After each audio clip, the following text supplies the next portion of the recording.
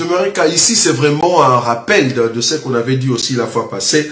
Mais comme j'avais trouvé quand même cette vidéo, je voulais qu'on puisse partager cela ensemble.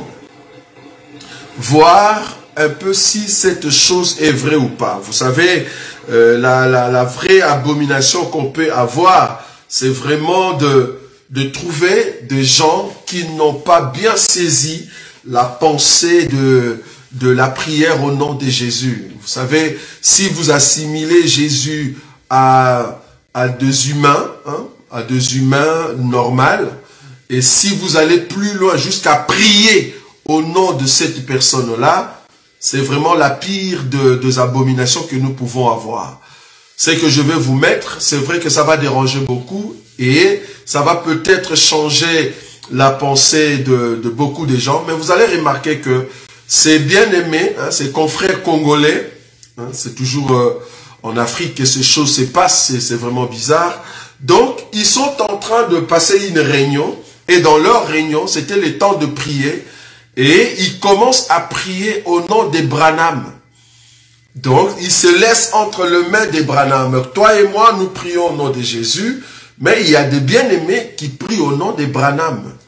Je me dis, est-ce que Branham lui-même, s'il était vivant, est-ce qu'il va accepter cette chose? Bon, je n'ai pas dit que tous les branhamistes font ça. C'est pas ce que j'ai dit. Je ne peux pas mettre, en fait, tous les branhamistes dans un même panier. Je sais qu'il y a des tendances dans les branhamismes. Quand nous disons branhamisme, ça dit ceux qui confessent l'enseignement du temps de la fin. Ou soit l'enseignement ou comment on dit, le message. Voilà. Donc ceux qui confessent le message. Dans le message du frère Branham.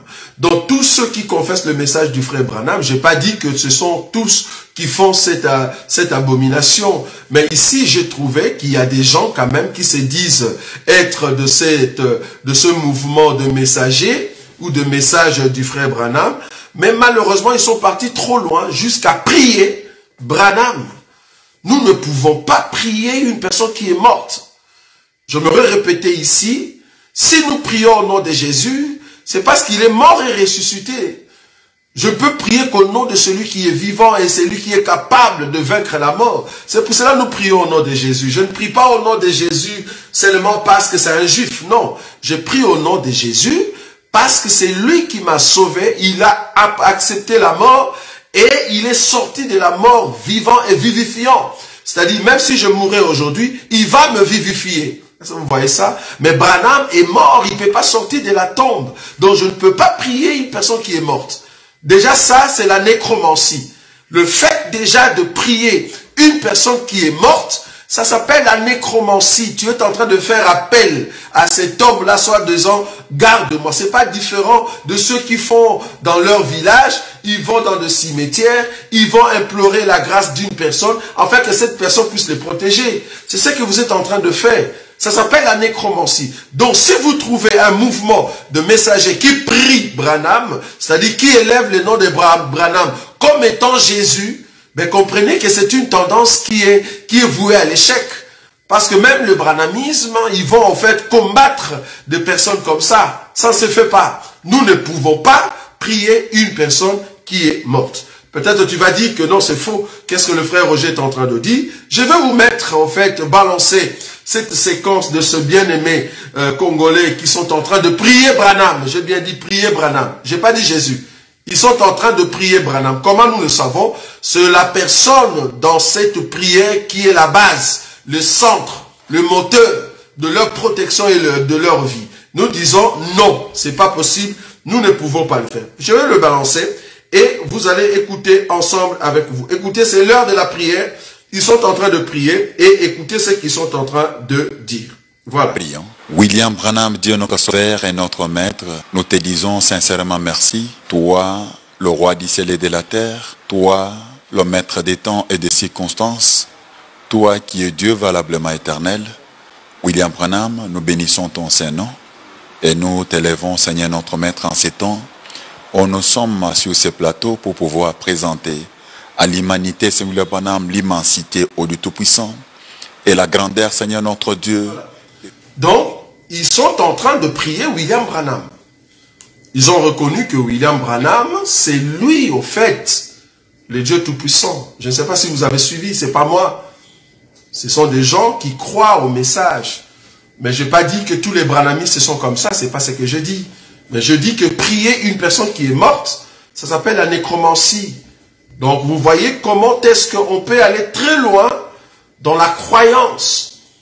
Si vous ne comprenez pas ce qu'on appelle croire en Jésus, si vous trouvez de versets et vous tordez au fait le sens, vous tordez au fait le sens de ce verset-là, vous allez tomber dans des bavures comme ça.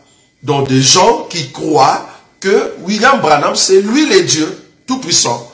C'est lui le Seigneur, le créateur du ciel et de la terre. Vous voyez? Donc c'est pas différent de gens qui vont se retrouver dans un village et un vieux ayant la puissance, parce qu'on a connu des dieux comme ça. Hein, donc, bon, ce qui est différent avec William Branham, c'est quoi? Et que William Branham n'a jamais dit qu'il était Dieu. Il n'a jamais dit ça. Donc, mais il y a d'autres aujourd'hui qui se disent Dieu. J'ai même connu un Dieu qui était au Congo, mais il est déjà mort. Un Dieu qui est mort. On l'appelait Dieu Mbala. Voilà. En plus, c'est un Mukongo. C'est grave. Donc, un Dieu Mukongo qui s'appelait Mbala. Bon, je n'ai pas dit que tous les Mbala, vous êtes... Il s'appelait Mbala. Et plus grave encore, je le connaissais. Pourquoi? Parce que ma sœur a failli tomber dans ces histoires-là de Dieu Mbala. Un Mukongo en plus. Parce que chez les Bakongo, là-bas, il y a beaucoup des histoires de... Voilà, tel c'est Dieu, tel c'est le Père spirituel, tel c'est le... Là-bas, il y a beaucoup ces histoires de Dieu, de Seigneur. Il faut enlever les chaussures. J'entre pas dans les détails. Là-bas, il y a beaucoup. Hein, chez nos confrères Congo. C'est grave. Les dieux des Noirs, vous voyez ça? Il y a beaucoup là-bas. Donc, il faut faire attention. Donc, tomber dans des bavures comme ça, dire que Branham, c'est lui les dieux, c'est grave. On ne peut pas tomber si bas comme ça et jusqu'à invoquer ou prier quelqu'un qui est mort. Vous voyez? Donc là, nous disons, c'est la nécromancie. Nous ne pouvons pas, en aucun cas, dire au peuple de prier Branham. Non, c'est faux.